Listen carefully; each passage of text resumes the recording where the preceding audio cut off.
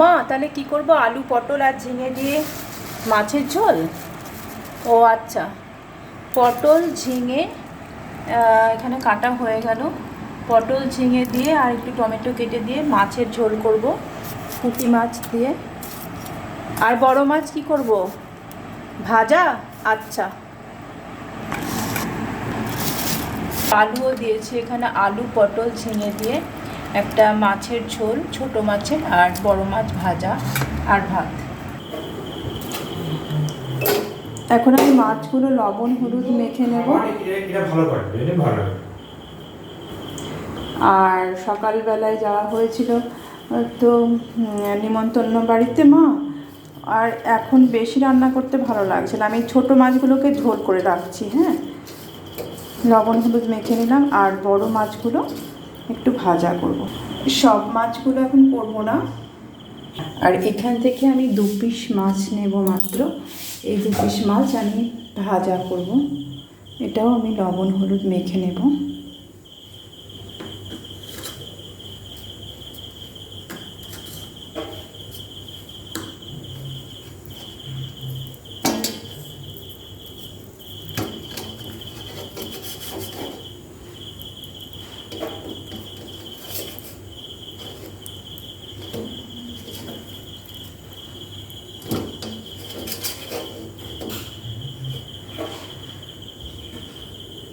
এরপর কড়াইতে তেল দিয়ে প্রথমে আমি বড়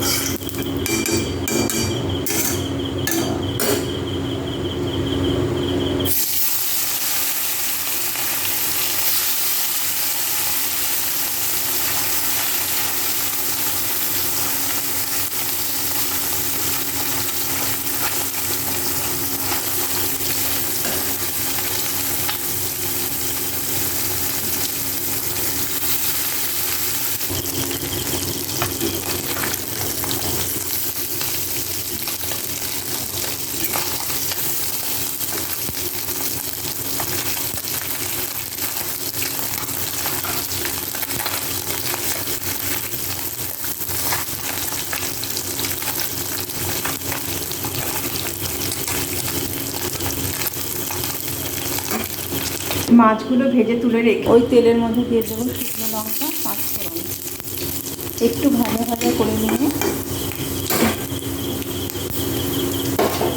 দিয়ে দেবো পেঁয়াজ কুচি আর আদা রসুন কুচি, আর দিয়ে দেবো কয়েকটা চেরা কাঁচা লঙ্কা।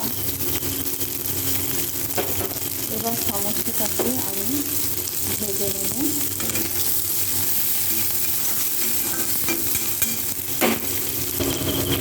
এরপর আমি আলু পটল আর ঝিঙেগুলোকে দিয়ে একসাথে ভেজে নেব।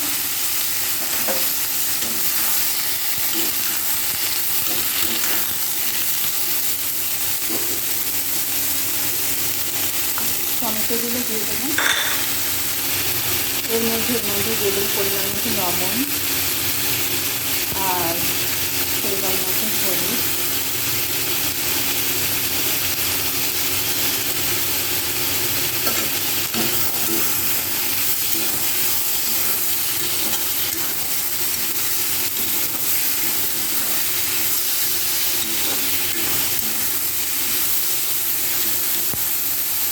ভালো করে নেড়ে চেড়ে, আর এইদিকে কিন্তু আমি চালটা ধুয়ে দিলাম, ভাতটা বসিয়ে দিলাম।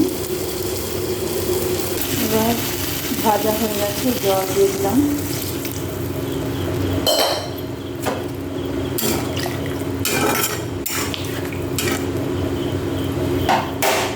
এরপর ঝোল ফুটে গেলে আমি মাছগুলো ছেড়ে দেবো।